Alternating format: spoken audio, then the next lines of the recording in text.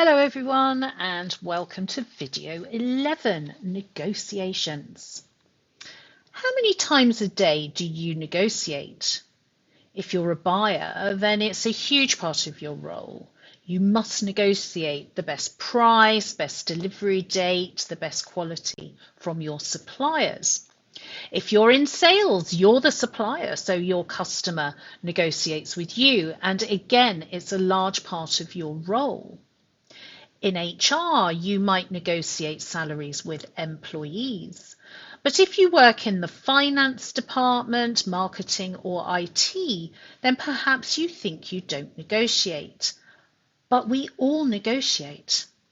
It might be those high-level negotiations with your children about doing their homework or going to bed on time. Perhaps you negotiate with your partner, wife, husband about the plans for your next holiday, or negotiate with your neighbour about who will cut the hedge. To be a great negotiator, you need to do several things. Number 1, develop active listening skills. 2, stay grounded and do not make the negotiation a big ego trip. 3, be able to judge the timing of the negotiation so that you do not give away too much too soon. Patience is a virtue. 4, practice having tough conversations. 5, make sure everyone leaves happy, which we call a win-win situation. 6, be able to focus on the long-term vision because it's not always just about getting a great price now, but sometimes about building a relationship longer term. 7, empathize with the other side because no one wins if you demand the absolute impossible.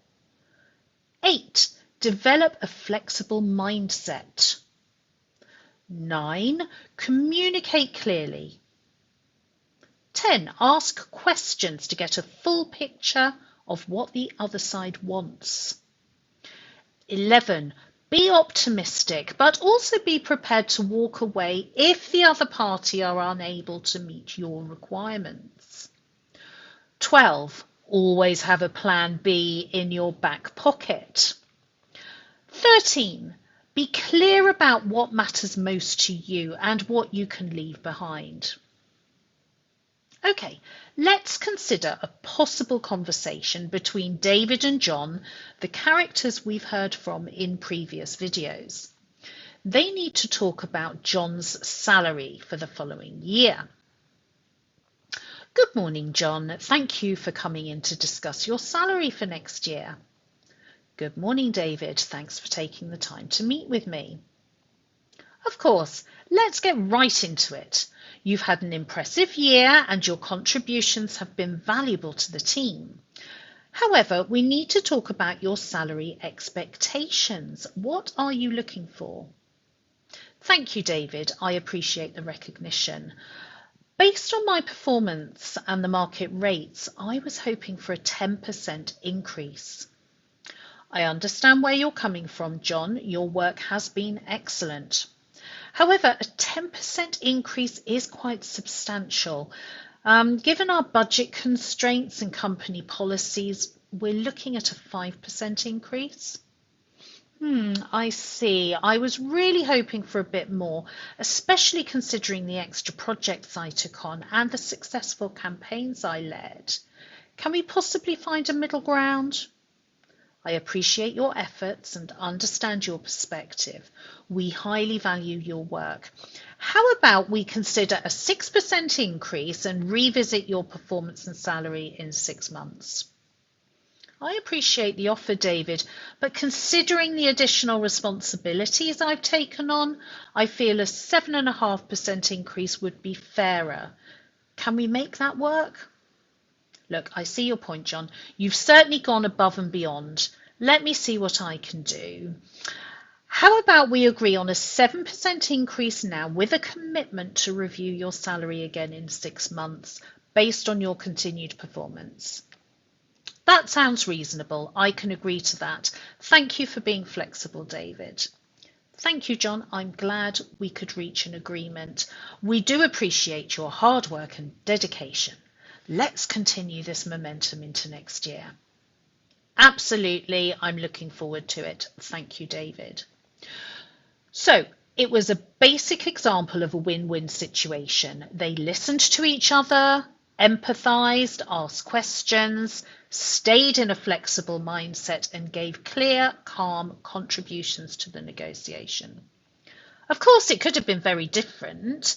David could have said, "No, I'm sorry, we are only giving 5% increases this year." The result would have been that John felt disappointed and undervalued, and then he would look for a job elsewhere, especially if the market benchmark is higher than he's being paid in his current company. But negotiation is much more than this typical scenario of 5, 10, 6, 7.5, 7. It's about building relationships with stakeholders and trust in each other's honesty. You need to believe each other. If your child says they finished their homework and want to go out with friends now, you need to know that's true or you will never believe them again. And the same is true with your professional relationships. Don't lie about your position in a negotiation. There's nothing worse than a salesman who tells you this is absolutely the best price they can give you when you know they gave a better price to your friend. Don't lie, you will lose business. I hope you enjoyed watching this. Please download the PDF for the transcript and look at the English. Are there words you don't know? Look them up. Add them to your vocabulary. In the next video, I'm going to look at methods to learn a language. Thank you for watching. Remember, English could be your passport to a promotion. Stay motivated. See you in the next video. Bye for now.